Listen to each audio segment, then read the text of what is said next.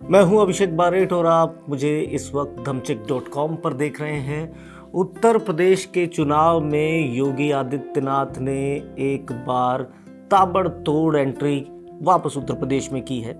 मैं आज आपको योगी आदित्यनाथ से जुड़ा ही एक किस्सा सुनाने वाला हूं और वो किस्सा जो है वो सुनाने से पहले मैं आपको ये बता देना चाहता हूं कि किस्सा दिलचस्प होने वाला है।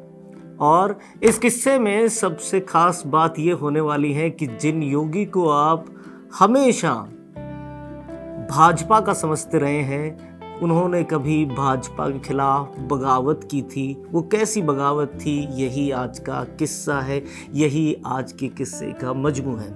योगी आदित्यनाथ एक गहरा भगवा नाम और किरदार।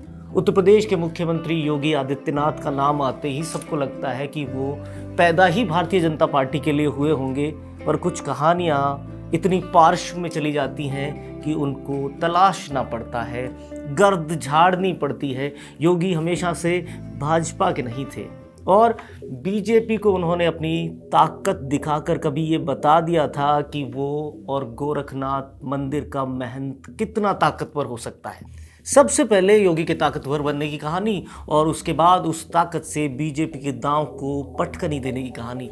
युवा योगी शुरू से ही बागी तेवरों के रहे हैं और हमेशा उन्होंने अपने जनाधार को साबित किया, जैसे आज किया। योगी आदित्यनाथ के अंदर के प्रचंड हिंदुत्व और बगावती तेवरों को गोरखपुर मठ के महंत योगी आदित्यनाथ ने पहचान लिया था। योगी आदित्यनाथ जब आम युवा थे तब उसी आम युवा लड़के अजय सिंह बिष्ट में महंत आदित्यनाथ ने घोर हिंदुत्व का भविष्य देख लिया था। वही योगी को संन्यास के मार्ग पर लाए। संन्यास के साथ ही राजनीतिक मार्गदर्शन को समाज हित मानने वाले गोरखनाथ मठ के लोग सियासी गलियारों में सत्तासीन हुए, जिनमें महंत दिग्विजयनाथ 1967 में पहली बार उस मठ से हिंदू महासभा की सीट पर सांसद चुने गए थे। महंत दिग्विजयनाथ के बाद उनके शिष्यों और योगी आदित्यनाथ के गुरु महंत योगी आदित्यनाथ साल 1962, 1967, 1974 और 1977 में मानीराम सीट से विधायक रहे। 1967 में महंत दिग्विजयनाथ सांसद बने तो इसी साल उनके शिष्य आदित्यनाथ भी विधायक चुने गए। गोरखनाथ मठ के भगवे का इतना असर जनता में था कि वो राजनीति के रुख को एक इशारे से मोड़ने वाला रसूख उस वक्त रखते थे। व्यापक जनाधार के चलते गोरखनाथ मठ के अंदर से होते हुए राजनीतिक गलियारों को तय करना पड़ता था। आदित्यनाथ 1970 में सांसद भी बने थे और 1989 और 1991, इसके बाद 1996 में भी उन्होंने जीत हासिल की।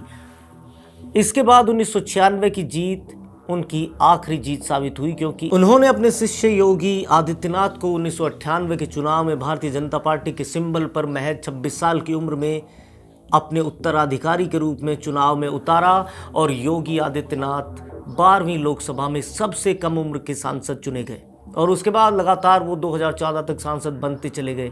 योगी के अंदर धधकते हिंदुत्व का ही परिणाम है कि योगी कभी चुनाव नहीं हारे पर आडवाणी गुट के माने जाने वाले योगी ने एक बार आडवाणी पर भी आंखें तरेर दी थी, जिसके परिणाम स्वरूप आडवाणी को उन्हें मनाना पड़ा था।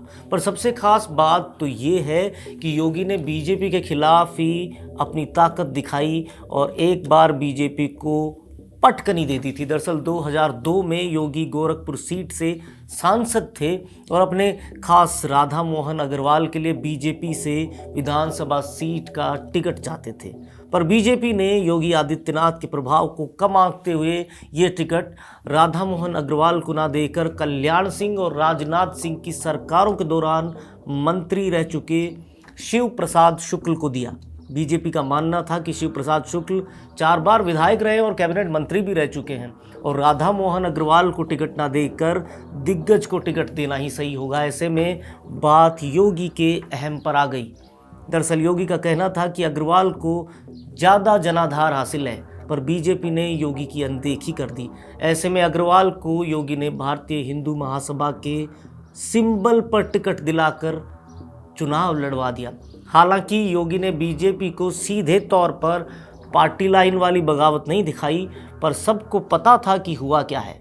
चुनाव परिणाम में अग्रवाल ने शिव प्रसाद शुक्ल को बुरी तरह हराया और चुनाव में तीसरे नंबर पर ला दिया।